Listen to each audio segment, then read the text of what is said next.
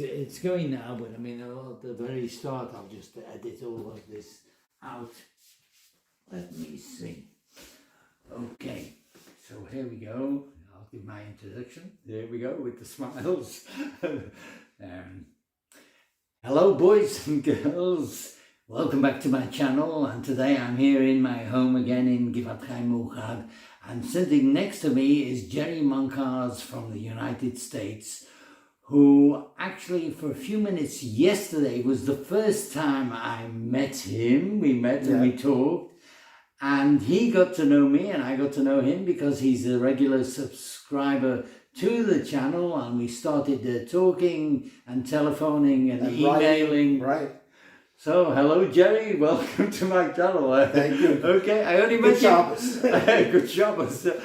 I only met him for the first time yesterday. Now he's come over here, and I'd like to ask him a few questions because he, in the early days of Kibbutz volunteering in the 60s and in the 70s. Started in 70. In the 70s, he was a volunteer here in the Kibbutz. So, Jerry, tell me about your time. How did you arrive? 1970, my parents actually asked me to go to Israel on a tour group. We did about 5 weeks of touring, and we were here on Kibbutz for 4 weeks. I see. So it was my introduction to Israel, introduction to Kibbutz.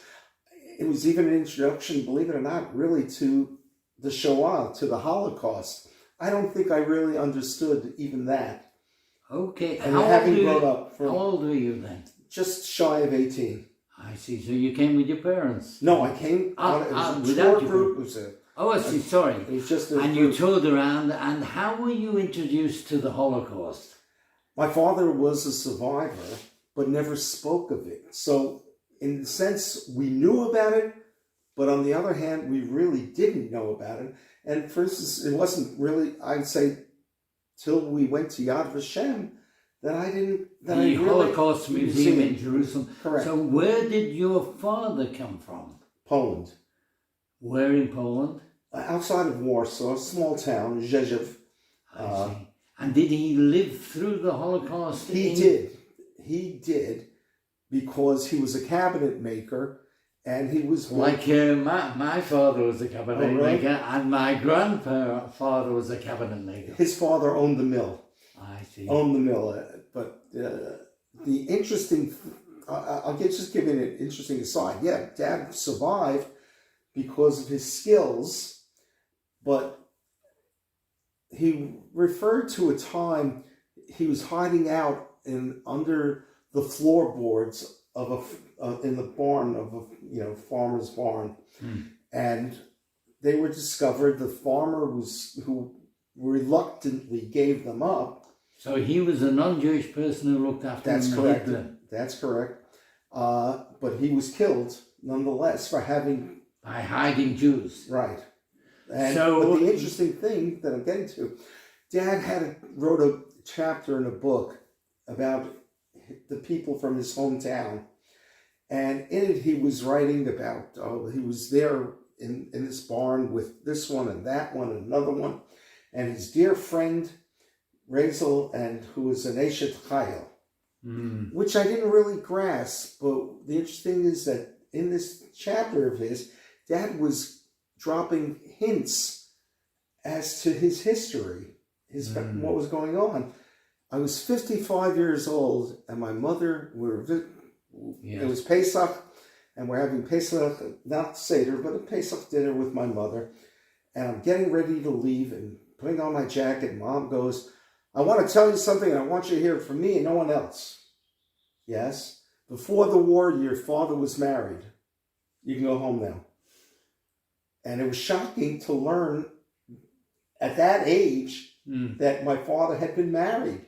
My goodness, just as you pinpointed the opening of his story, hiding under the floorboards in a farm, straight away I had images of Quentin Tarantino's movie Inglourious Bastards, in which the SS officer comes into the farm and the family are hiding under the floorboards. Yes, I know the movie. All right, yes. Go on. No, but it was just shocking to learn that Dad had a history that he never spoke to us about.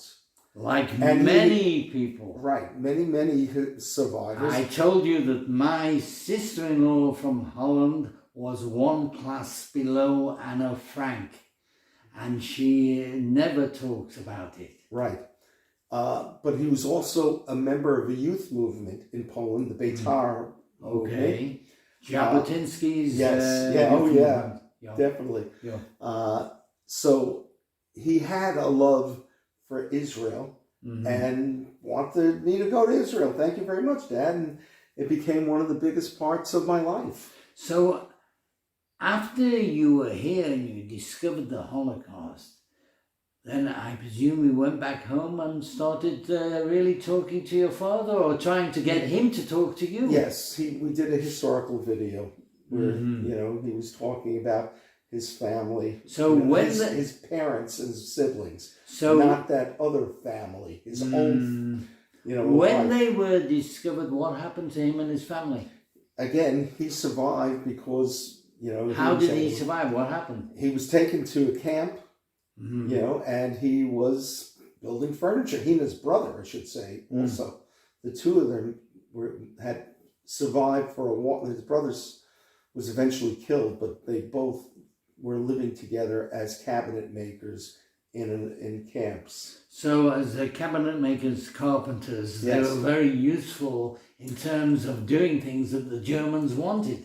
They were doing it purely for the officers involved, not for the army, not for anything, more than just creating furniture as they needed. And your connection with wood links up with what your future career became. Yeah. And as you look around my house and you see this two-tier Edwardian table and that Victorian buffet that I have over here, I was growing up, and as a young boy, I was crawling under reproductions or original Victorian furniture. Wood became the thing. And nowadays, you're still working. I'm still in the I do sales of lumber and plywood. I see. I was never, Dad, the old proverb, those who can do and those who can't teach. Well, Dad was a doer, and he didn't really pass it on to me, strangely enough. Yeah. Well, the same with my father. My father wasn't paid by the Jewish owner of the woodwork, of the cabinet making in Liverpool. So he left him and he became a greengrocer, fruit and vegetables. No, well, Dad was in the lumber business also. I see. For his entire life. Okay, so let's get back to the fact you came here when you were 18 on a tour. I came here in the summer. My first time in Gvachim was in the summer of 70. I was asked to work in turkeys, and I was very happy that I did, because the kibbutz members, it was myself and another member of our group, Irene, I was Hebrew speaking. So for me to transition into kibbutz life... Where did you learn your Hebrew? I went to a religious day school through the 8th grade, and then in public high school, I took 2 years of advanced Hebrew, and was in the public high school. And that was in Connecticut? New York. In Brooklyn. Okay. Brooklyn, New York. I got you. And 2 years advanced Hebrew was really where I learned my language. So you were here working in turkeys, you learned Hebrew, you spoke Hebrew. I spoke Hebrew, and it gave me my introduction to kibbutz family. I was very fortunate that there was a woman, Chana Ephraim, who was working in Yes, the I turkeys. remember Chana very nicely. Lovely, and she would invite me to come to her home. So in the 70s, for the 4 o'clock meal or coffee the time, afternoon whatever. tea time. Yes, perfect time. But it was her and her husband Uri, and her parents, Yosef and... I didn't know them. Oh, okay. How long were you here working in the turkeys as a volunteer at that time? I'd say we were on kibbutz for a month, and I pretty much did most of my time in turkeys. And then after that? I returned in the summer of 72. And at that point, I was working in the the matad, the orchards. In the orchards, deciduous fruits. Yeah. I see, and that's why you got to know Gior? No. Okay. No, that wasn't until the following year. That year, I was doing a combination of picking and working irrigation. Mm-hmm. And it was probably the last year of the kibbutz having those big heavy metal pipes for irrigation. Yes. Where you had to kind of lock one in, and then schlep them. Well, not schlep, but you had to run down to the next one, grab it, lock it up, and if you didn't do it right and do it quickly enough, you'd wind up walking in mud. Okay, so you were here a second time in 72 for how long? Parts of the summer. I was also going to Hebrew University during the summer. In Jerusalem. And Pedut allowed me Pedut was in charge of the volunteers. I assume everyone... No? Okay, don't assume. Well, here on YouTube, they have no idea who Pedut was. Okay, right. Very nice. It's not a Kibbutz Chaim necessarily audience. But anyway, the woman who's in charge of the volunteers allowed me to commute to return to kibbutz on Shabbat. So very nice. I would finish my classes on Friday morning and get on the bus and come back to kibbutz. So that was during the heyday of volunteers. I'm sure there were many volunteers here. There are 100, 120 easily. Wow. Volunteers. Okay. Yeah. And between your association with the members of the kibbutz itself, and working as a farmer and in the orchards and the volunteers, how was your feeling about being in Israel in the early 1970s? It was, I would call it magical. It really was wonderful. You have now given me a title for this episode. Okay. Living in Jerusalem, as an example, Jerusalem of 1972 is certainly not the Jerusalem of today. Mm-hmm. It was a quaint city, a city with feeling, I would say. And the atmosphere. Right, and the atmosphere. You could walk in the old city comfortably. It was vibrant. It was, there was no fear or... any thought of them against us kind of thing. I remember that because after the reunification of Jerusalem in 1967, the Six-Day War, and through to the 70s, and particularly you could walk anywhere in Jerusalem. And there was a fantastic feeling. Even then, it was too early after the Six-Day War with all the jubilation of the reunification that before different things started to develop among the Arabs in eastern Jerusalem and in the different parts. Okay, so that was the second time, and then... I came back in the summer of 73 and was on kibbutz actually for the entire summer, from the end of May till almost the beginning of September. And at that time... Where did you work? In the Pardes and the orchards. Citrus groves. Yes, yeah. Combination picking, but also driving a tractor, maintaining the equipment, the Mickelsons. Yeah, the cherry pickers. Yeah. Right. And I was working, the volunteers would work from, let's say, 5:30 to 11:30, more or less. That was the shift out in the city. And in those days, before climate change, it was light at 5:30. It was light earlier just getting light. Yeah. You had to be on the bus going to the orchards. I think it was, I'm not sure if it was 5:30 or a little bit earlier than that even. Okay, so they were in far fields, I remember that. Right. But I worked also the afternoon shift. I went back, you'd come back for lunch, and then I'd go back to work at 2 o'clock until 4 o'clock. In the afternoon shift, I mean, when I was working then in the early 80s, so in the early 70s, I presume you had kids who came out after school to work in the orchards? No. No. No. Okay, so that was instigated later. I think I was probably the only volunteer that was working the afternoon shift. David Wicker from our kibbutz, blessed memory. It was a special time for me because I was able to get David philosophy. Yes, well, David was an absolutely great guy. He was the central person in establishing the Anglo-Saxon colony in the meetings once a week, Fridays or Saturdays. And in fact, the orchards at that time then became a place where the Anglo-Saxon members or future members of the kibbutz, it became the English-speaking branch in a way.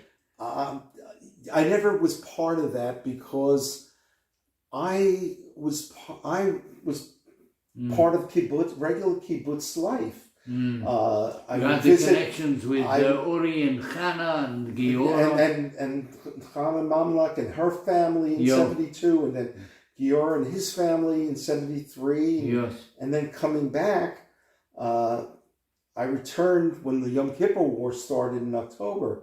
I came back. So you were here until the summer of 73. Summer of 73 till almost the very beginning of September, when I returned home for university. October, the war began. I withdrew from school and came back here. Did you land here when the fighting was still going on in the Yes, Yom Kippur I War? landed about a week or so after the beginning of the war. So I came in, it was a blackout. And it was not the normal blackout that we might have had.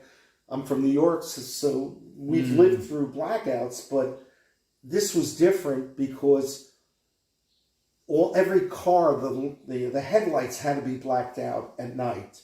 Your windows had to be covered. You weren't allowed to use a flashlight to walk from one end of the kibbutz to go, say, to the Chadarocha, to go take a shower. You literally could not have a light on in any fashion during that point. In a way, we can say that was the first major trauma of Israel in your lifetime and in my lifetime. Not exactly. Okay.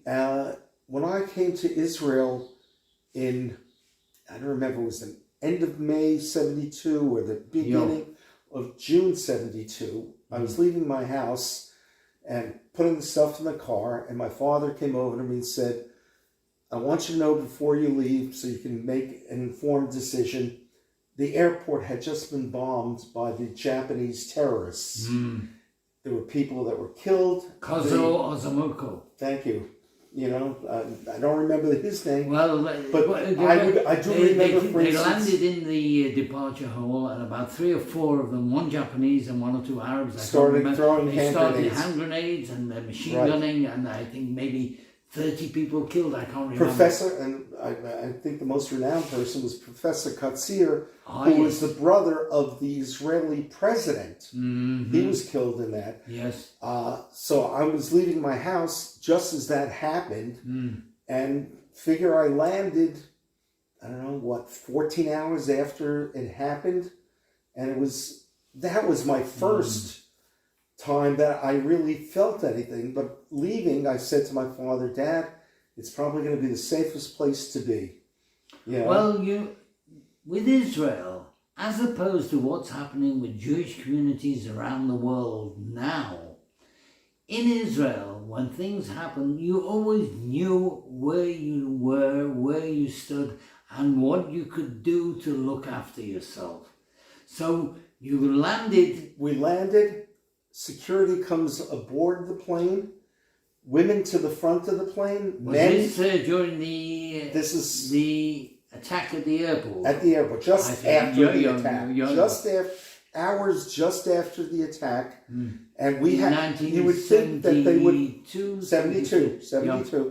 You would think that they wouldn't even have, that they would have grounded the plane in place. But we were allowed to fly in. The security came aboard. women to the front of the plane, men to the rear of the plane. They actually did that. Yeah. And then one by one, we were allowed to keep the shades open and see every woman was escorted off the plane with a soldier and a gun at them, aimed at them, not at their ready, but literally aimed at you. And the bags, because the security didn't know who these passengers or what were. was going to happen next. Of course. I see. And our baggage, rather, there was no question about claiming it at the at the baggage carousel. The baggage was strewn all around the tarmac, and you had to walk around and claim your bag on the tarmac, open it, and allow the soldier to look at it first. Okay, let's jump forward. So you came back as a volunteer in October 1973. Correct. And how long did you stay in the kibbutz, or did No, I did stay till June of '74. I lost the first semester when I sensibly thought I was going to be here for a month. I brought my textbooks with. You're laughing. I brought my textbooks with me, thinking that the dean said if I kept up with my reading, I can be back in class within the month. Anything after 1 month, I was done. So there I was every night, and probably the first time in my college career that I was kept up with my reading. Okay, so for 7 or 8 months you were here in the kibbutz as a volunteer, and did you work in the orchards again? Only in Pardes, because that was the job that I had just left. It was a job that I knew what I needed to do between servicing the cherry pickers, driving the tractor. So you became quite accepted and well known in the kibbutz amongst the members. Yeah, I knew a lot of people. Yes. I see. And I will say I wasn't the only one that returned, from prior stays. Yeah. My roommate was a Mexican fellow who had been in the refit in the cowsheds in '72. He came back. And as you said, there were others. Tens of more than 100 volunteers here. And the interesting thing is the number of, I don't know that anybody had left the kibbutz, the volunteers had left when the war began. My understanding is everyone stayed. I personally don't think they had the opportunity to leave, because probably outgoing flights, maybe in the first few days or something, was stopped or...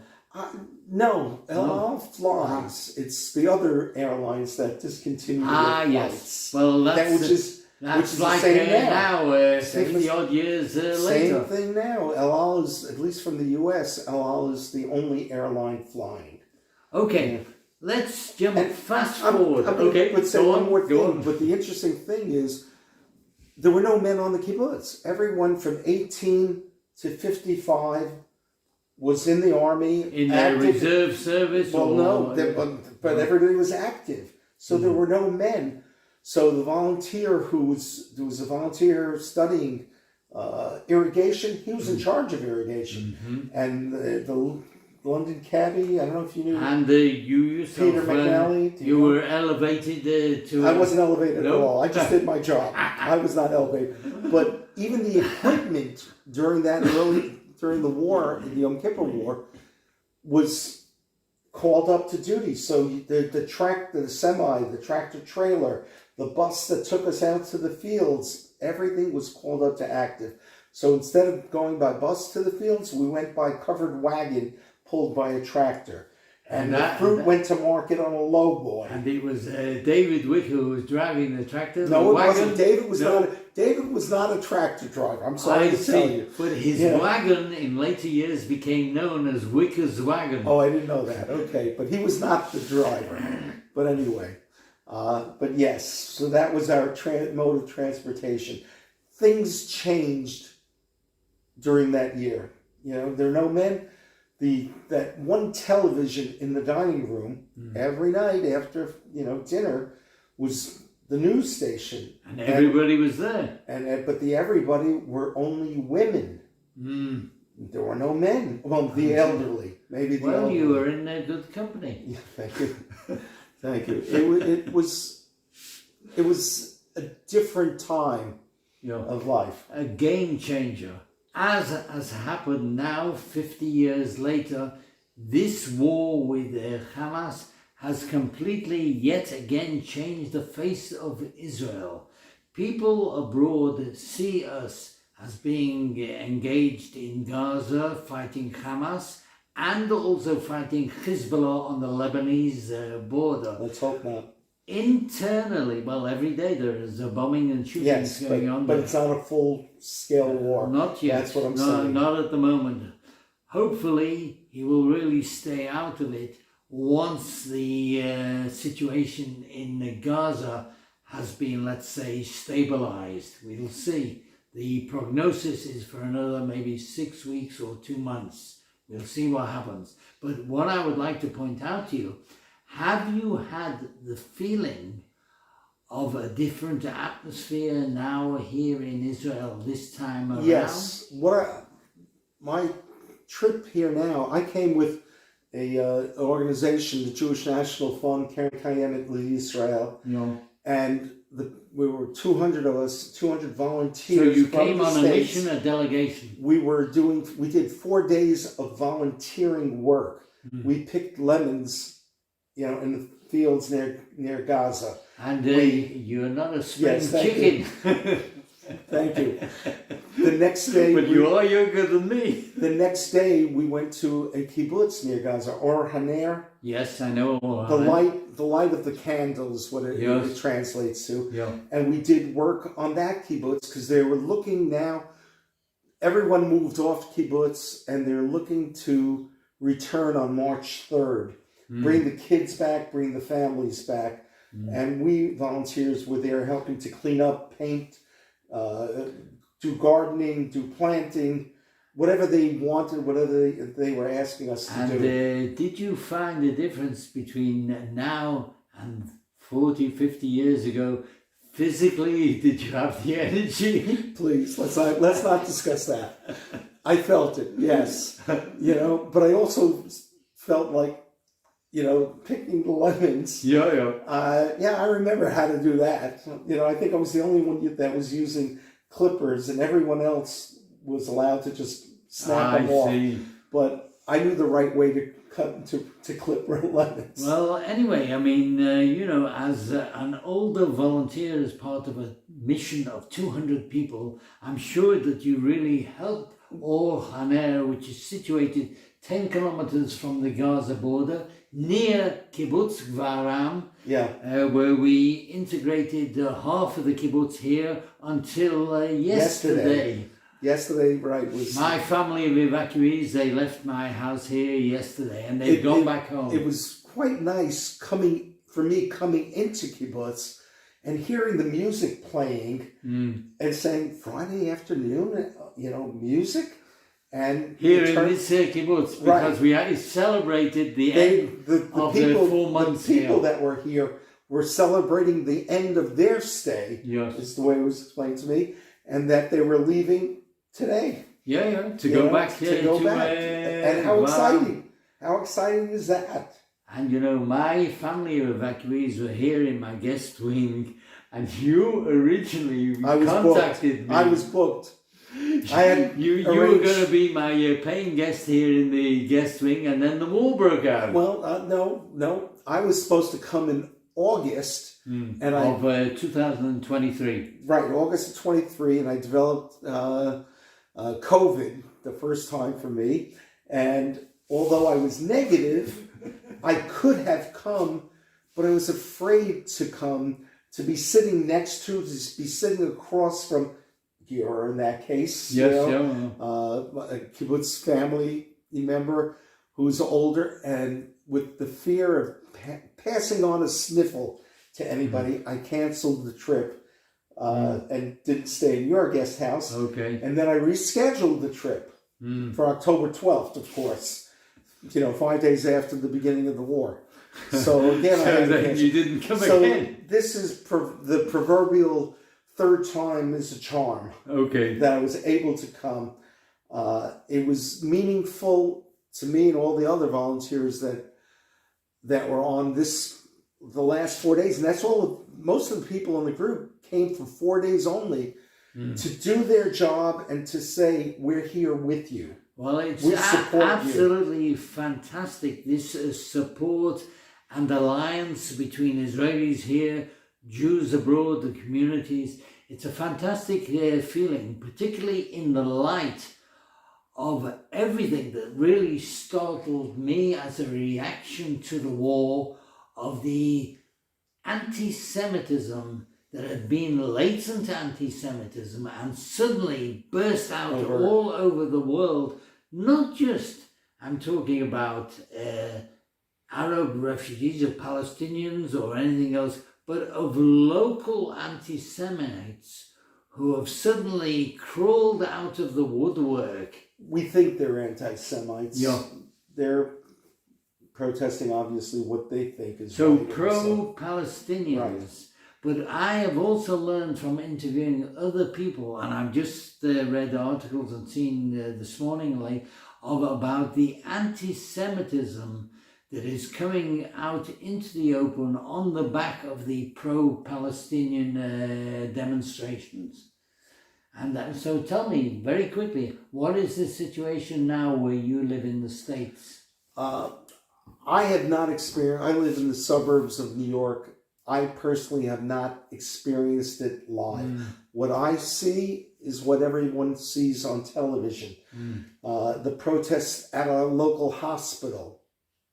Ridiculous. The hospital doesn't have anything to do with Gaza, but it is. It's the thought that it might be Jewish doctors or Jewish patients there, or them closing down the Museum of Modern Art.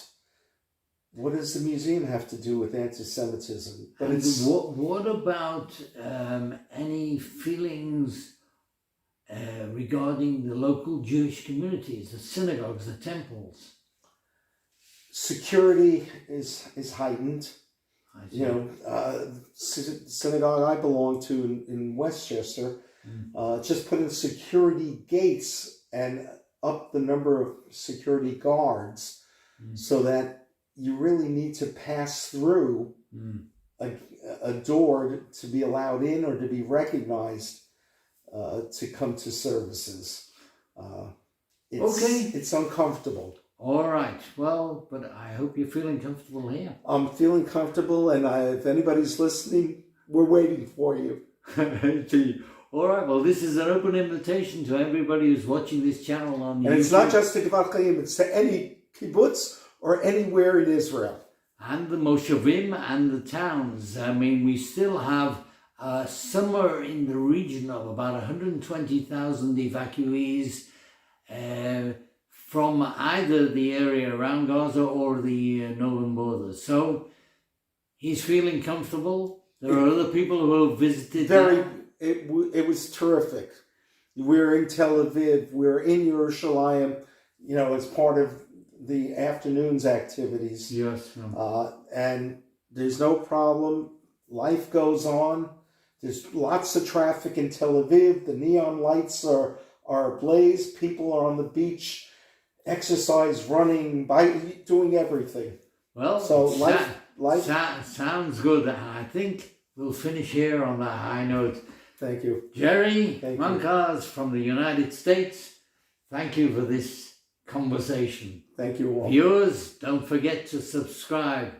Tap the like button, tap the bell icon or whatever it is, because there's more coming after this. You know what? I'm glad I got a sales pitch. I don't think you expected that. No. I mean, I didn't plan it, so I mean. No, but I'm saying I don't think you expected me to give a sales pitch. No. I mean, it's very good. First of all, it ran.